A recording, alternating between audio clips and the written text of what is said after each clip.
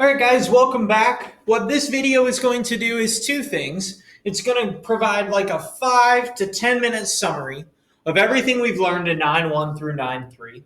And then we're going to go through a couple examples, seeing how we solve problems in 9.3. Now, if you want to just listen along because you're like, man, I feel pretty good about 9.1, 9.2, and 9.3, go for it.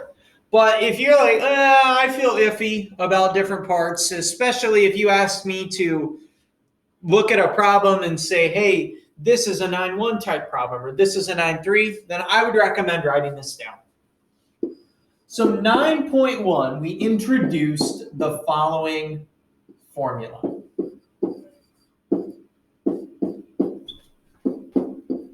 X bar minus E is less than mu is less than X bar plus E. And what was the whole idea of 9.1? Well, the idea is, let's say I have some population. And obviously, whatever we're measuring in that population, there is a mean, a population mean. And we think about maybe the fish in the pond to give some concrete example. It is way too complex and too difficult most of the time to actually calculate by hand the population mean. We don't have the time, money, effort, resources. I can't catch all the fish in the pond. So what we said is, well, we can take sample means, and those are a lot easier to calculate, but here's the problem. If I catch, say, 10 fish out of the pond and get their average length, and then I throw them all back, and then I catch 10 more fish, and I keep doing this process, am I going to get the sample mean every time? Well, what you're saying, well, I will get the sample mean each time, but will I get the same sample mean each time of those 10 fish? Of course not. Any of you who have fished ever in your life know that if you go catch 10 fish, throw them all back, and then catch 10 different fish, are they going to have the same sample mean? Absolutely not. What we find is each time we would draw a sample and find a sample mean, it's not the same. Therefore, our sample mean logically can be deduced that our sample mean will not equal our population mean. There is some amount of error that separates it. Okay, and what did this error come from? Two parts to it, a critical value, and then what we would call the standard error. And so our logic was, if the sample mean doesn't equal the population mean, then I can do the next best thing. I can use the sample mean to predict the population mean by using it to create a range of values I'm some degree of confident that the population mean will be between. Right? And for all those sample means that I keep drawing that are all slightly different, they'll all produce different confidence intervals. And the idea is that I can be, if I'm 90% confident, I can be 90% confident that out of all my sample means that create all these different intervals, out of all these intervals, 90% of these intervals will contain the true population mean. So what we're going to do is we're going to take a sample mean, our specific one that we draw, and we'll say I am 90% confident that using our sample mean, I am 90% confident that this confidence interval from our specific sample data will contain the true population mean. And so we use this idea of adding and subtracting some amount of error to the sample mean to come up with our confidence interval. Now that error is made up of two parts. The first part being the critical value. And because in 9.1 we're working with large samples, the idea is that because the sample size is large, it's greater than 30, the normal distribution approximates our sampling distribution, which we didn't talk a ton about, but it approximates our sampling distribution very well. The normal distribution and our sampling distribution of our sample means. What do I mean by sampling distribution? That would be if I kept taking size or samples of size 10 out of the pond and calculated the sample means, the distribution of all those sample means is normal based on matches the normal distribution based on the fact that the sample size is greater than 30. Either way, because that is true, my critical value will be found by looking at the standard normal curve. And what does the critical value tell me? What if I want to be 90% confident and the normal distribution adequately approximates my sampling distribution? Then what I can say is I can look at my normal curve and say, if I look at the standard normal curve, the critical value would tell me what two values contain 90% of the data. Since area under the curve is probability, what we can then say is that if, negative blah, blah, blah, to blah, blah, blah contains 90% of the data, then that's how many standard deviations I need to go above and below a mean to contain 90% of the data. And that's exactly what we do. We find our critical value. It says you need to go this far above and below the mean to contain 90% of the data. And we multiply it by our standard deviation from our sampling distribution. Again, we did not spend a ton of time talking about where that came from or the theory behind it. You've heard me articulate some of it. So if you want to know more about it, let me know. Okay, so this was our general idea for 9.1 confidence intervals. My sample mean doesn't equal the population mean. So we do the next best thing. We come up with an interval that we can say with a degree of confidence, our interval based on our sample data will contain the population mean. I am 90% confident that between values blank and blank, or that my interval blank to blank will contain the population mean. And that was kind of our idea in 9.1, and we executed it and we solved it. The last part of this would be, we usually didn't know the population mean, but again, because the sample size was large, we could substitute in a sample standard deviation with no problems.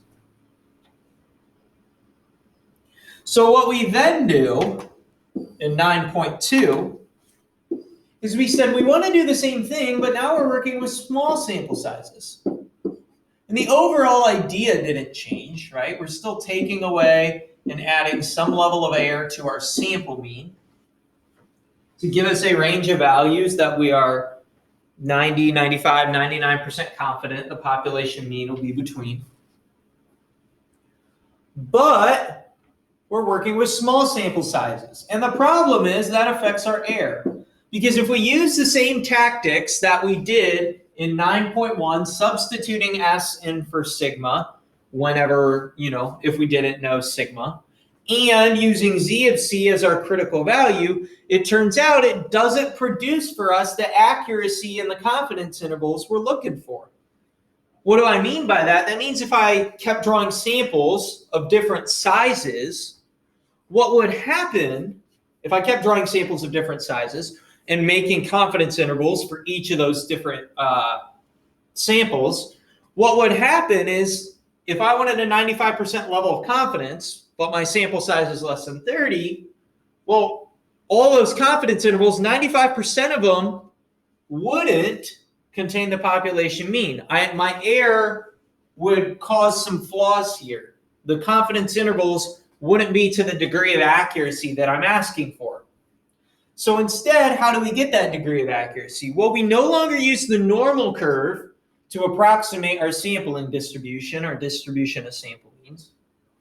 What we would use is the t-distribution. So practically, instead of Z of C, I'm using T of C. My critical value will come from a t-distribution.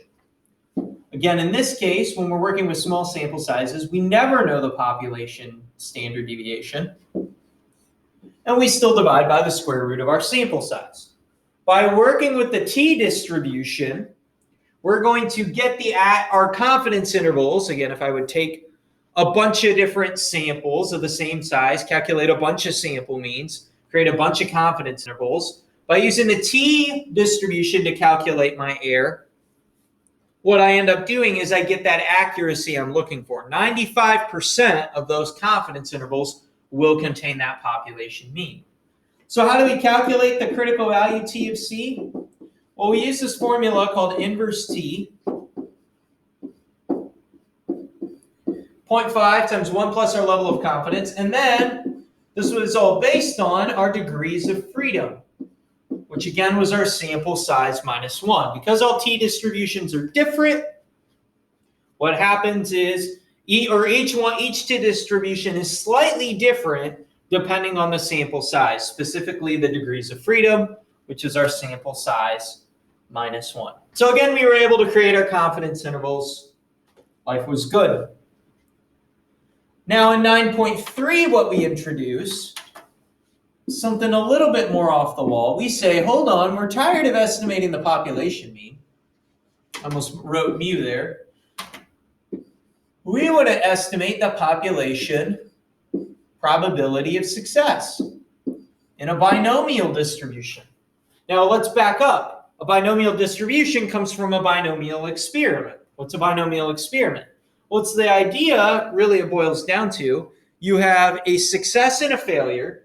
You either succeed or you fail, and you're choosing some number of successes out of a total number of trials. Think about this. Let's say I have a die in my hand, and I say rolling a 3 is a success, anything else is a failure.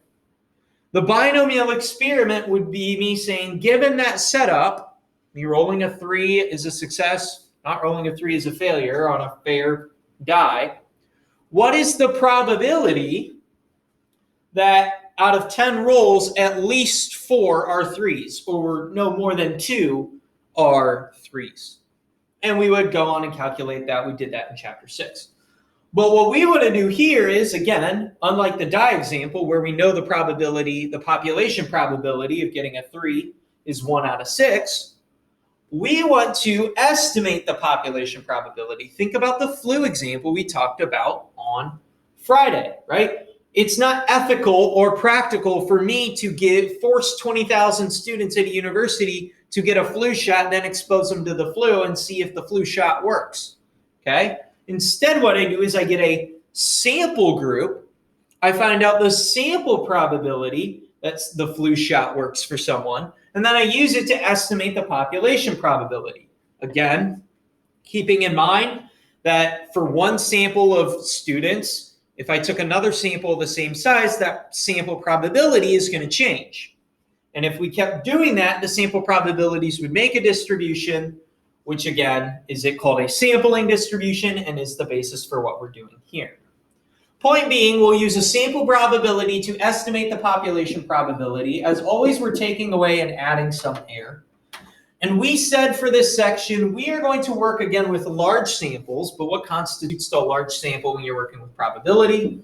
We talked in 7.4, if n times p, your sample size times your population probability, is bigger than 5, and your sample size times your probability of failure is greater than 5, a binomial distribution will be normal, which means a distribution of sample proportions will also be normal, and we are good to use the normal distribution as an approximation for a sampling distribution. Practically, what does that mean? It means we can use Z of C to find our critical value. Again, going back to inverse norm.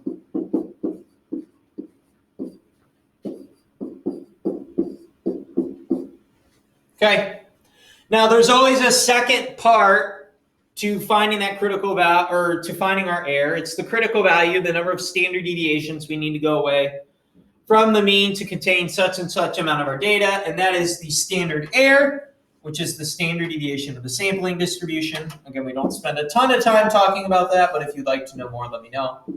And it turns out that that comes out to be p hat times q hat divided by n, all square rooted. That's our standard error when working with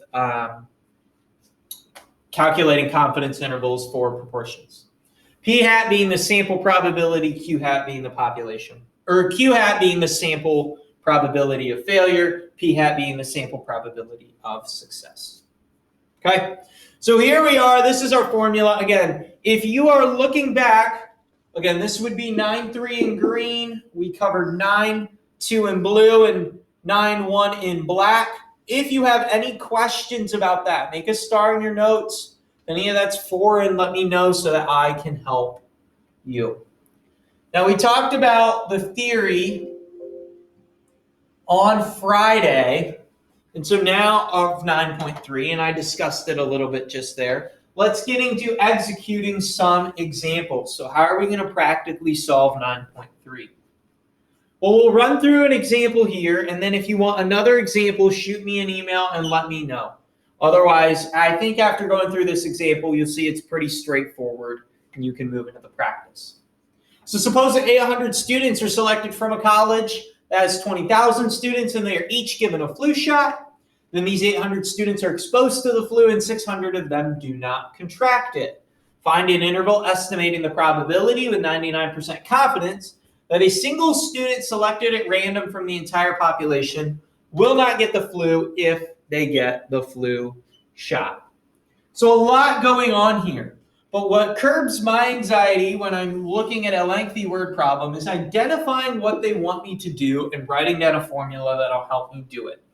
We're supposed to find an interval estimating the probability with 99% confidence. They want a 99% confidence interval estimating a population probability.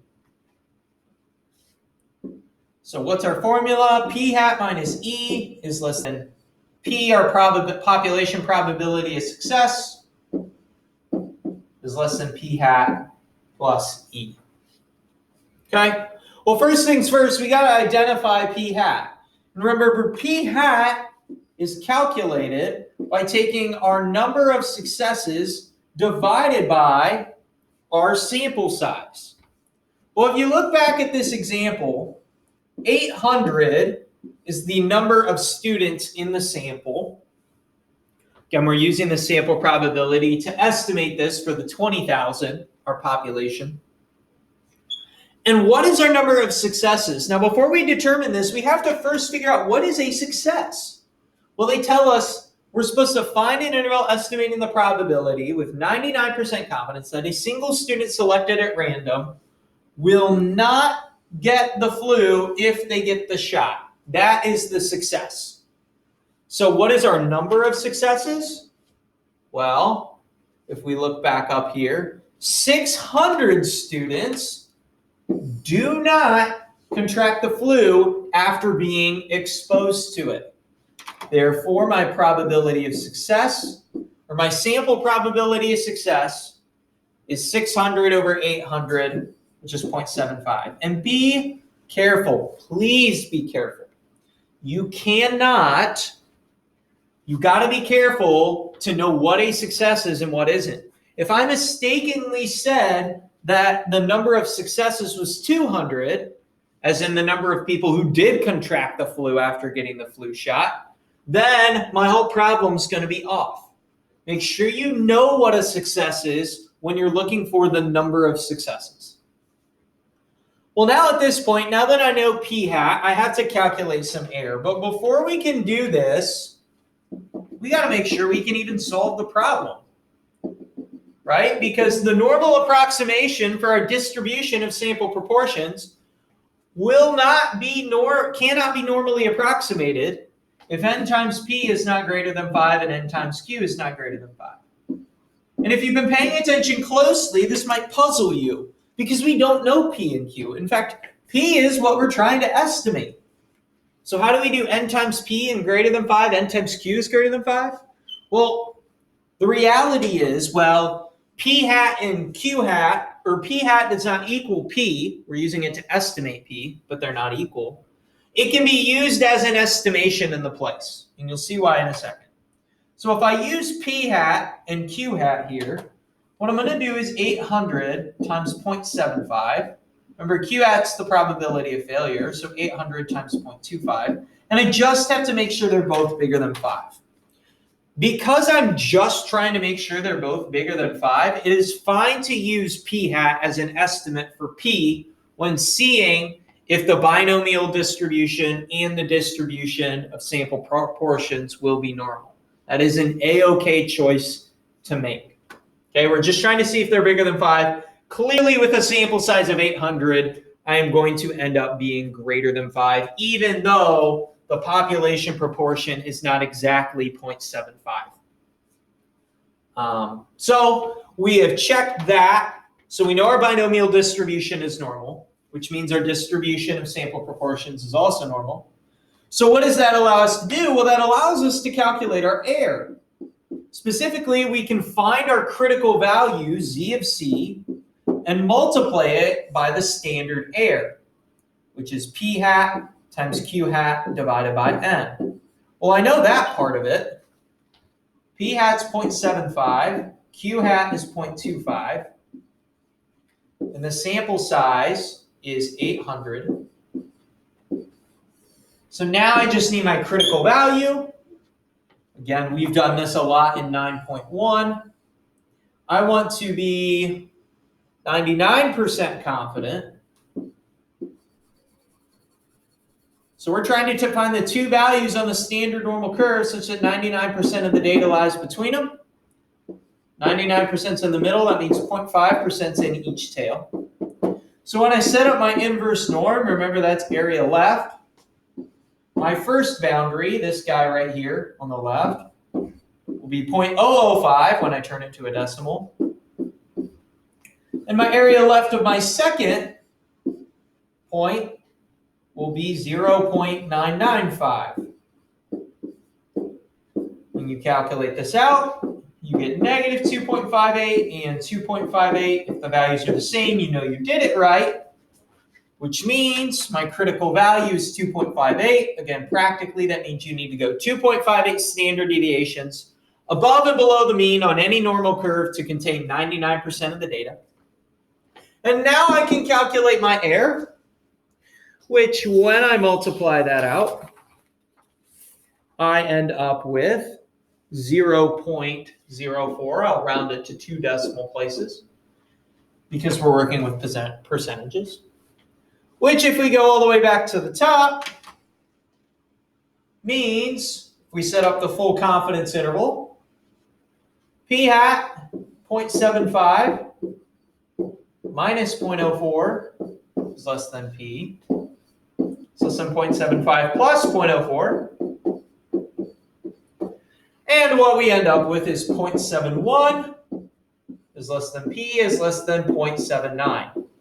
Now, what would this mean in the context of our problem? Well, we always have 3 parts to our explanation. Number 1, we're going to state their level of confidence. I am 99% confident. Now we're going to talk about our interval. That my interval, which is based on a specified sample, we could have gotten a slightly different interval if we got a different sample of the same size. That my interval, I'm going to put these as percentages, 71% to 79%. And the last part contains the true population probability. We could do some interpreting here in the context of the problem. I'm 99% confident that my interval 71% to 79% contains the two population probability percent, whatever you want to say. And we're making this interval for the probability that a student selected at random will not get the flu if they get the flu shot. So I am 99% confident that my interval, 71 to 79%, contains the true population probability of a student not contracting the flu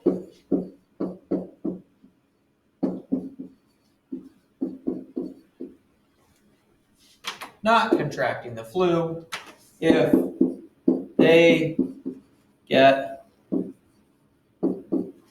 a flu shot.